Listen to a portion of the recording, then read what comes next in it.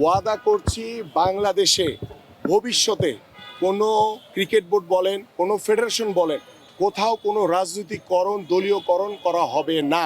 এই কারণে হবে না, আমি বলছি আমরা গত 17 বছরে যে শিক্ষা পেয়েছি, যে স্বৈরাচারী আচরণ দেখেছি, বাংলাদেশে আর কোনো স্বৈরাচার আসুক সেটা আমরা চাই না।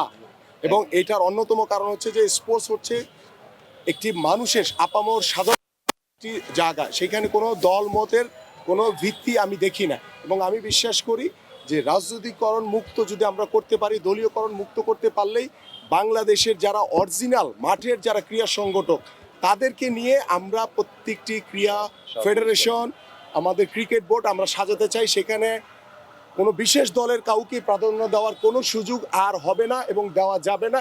এবং এটা আমি আপনাদের কাছে আজকে ওয়াদা করে গেলাম। আইসিসির যে নিয়ম রয়েছে সে নিয়ম মাফিক আমরা কাজগুলি করতে চাই। আপনারা জানেন বাংলাদেশে যে একটি গণঅভ্যুত্থান হয়েছে সেটা আইসিসি নলেজে নিশ্চয়ই আছে, সারা পৃথিবী জানে এটা।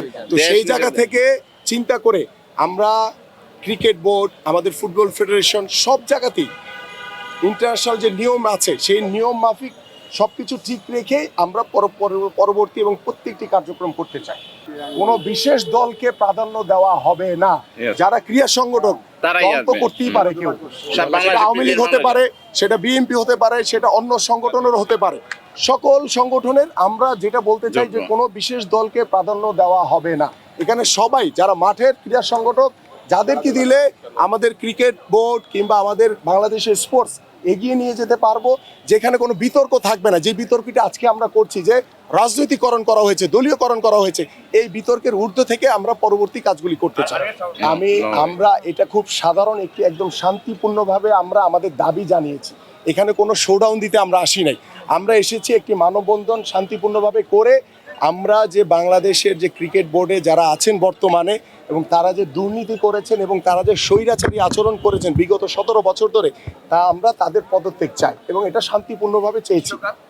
বিশ্বকাপ নিয়ে আমাদের কোনো সমস্যা নেই এবং বিশ্বকাপের নিয়ম অনুযায়ী হবে। এখানে কোনো বাধা বা কোনো আমাদের জায়গা থেকে আমরা শতভাগ আন্তরিকভাবে তাদেরকে সহযোগিতা করব যাতে বিশ্বকাপটা বাংলাদেশে সুন্দরভাবে হয়। আমি একটা জিনিস আমি বলি, স্পোর্টস সংগঠক হিসেবে আমাদের যে দাবিটা সেটা হচ্ছে যে আমরা দেখেছি গত 17 বছর এই স্বৈরাচার সরকার বাংলাদেশের স্পোর্টসে দলীয়করণ এবং রাজনৈতিকরণের মাধ্যমে বাংলাদেশের স্পোর্টসকে ধ্বংস করে ফেলেছে এবং দুর্নীতির একটি আখড়া বানিয়ে ফেলেছে। এবং আজকে বাংলাদেশে ছাত্র এবং জনতার গণ অভ্যুত্থানের মাধ্যমে এই দীর্ঘ 17 বছরের স্বৈরাচার সরকারের পতন হয়েছে এবং সেই পতনের পরে বাংলাদেশের মানুষের যে প্রত্যাশা, যে চাওয়া, যে বাংলাদেশের স্পোর্টসে প্রত্যেকটি সেক্টরে পরিবর্তন অনতিবিলম্বে দরকার এবং সেই প্রয়োজনীয়তা অনুভব করে আমাদের আজকে এবং এই স্পোর্টসের যে সংগঠকরা রয়েছেন আমরা তাদেরকে সাথে নিয়ে আমরা একটি মানববন্ধন করেছি এবং আমাদের দাবি হচ্ছে যে এই ক্রিকেট বোর্ডের যারা পরিচালক রয়েছেন তারা অনতিবিলম্বে পদত্যাগ করে, স্বেচ্ছায় পদত্যাগ করে, যেহেতু আইসিসির কিছু রুলস রয়েছে এবং সেটা আমরা দ্রুত বর্তমান যে অন্তর্বর্তীকালীন সরকারের যে উপদেষ্টা রয়েছেন তার সাথে বসে আলোচনা করে নতুনভাবে একটি ফরম্যাট করে আইসিসির যে নিয়ম রয়েছে সেই নিয়ম মাফিক আমরা কাজ করে আমরা ইলেকশনের মাধ্যমে নতুন একটি বডি দাবি করছি এবং সেই বডির মাধ্যমে বাংলাদেশের ক্রিকেট ভবিষ্যতে এগিয়ে যাবে সেটা আমরা প্রত্যাশা করি।